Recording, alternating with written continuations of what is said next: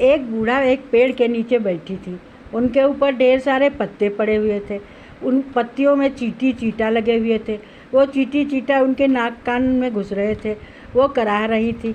Latrine भी हो गई थी, बाथरूम भी हो गई थी। भयानक जंगल था, सुनने वाला कोई नहीं था। लेकिन वो कराह रही थी, रो रही थी, कोई नहीं था। उनके 4 बेटे थे। चारों कौन करे, इसलिए उनको रात में चुपके से जंगल में डाल आए थे। तभी फॉरेस्ट गार्ड वालों की निगाह पड़ी और उन्होंने उस पत्ते हटाकर देखा तो अंदर बूढ़ा निकली।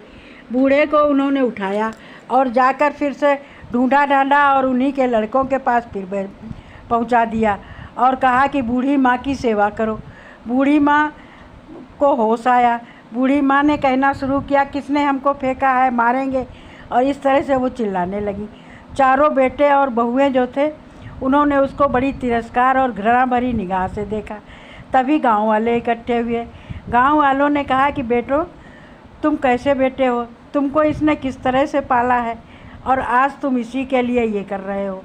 बेटे जो है सर पीटने लगे, बहुएं सर पीटने लगी, चिल्लाने लगी कि हाय रे बूढ़ा, जंगल से फिर आई गई, अब हम क्या करी। और इतना कह के चारों रोने चिल्लाने लगी और कहने लगी, इनको किसी तरह से अब की बार पानी में डुबो दो। अगर वो पानी से भी बच जाएं तो उनको फिर से जंगल में डालो। इनको घर में नहीं रहना चाहिए। बूढ़ा बेचारी कातर निगाहों से सबको देख रही थी।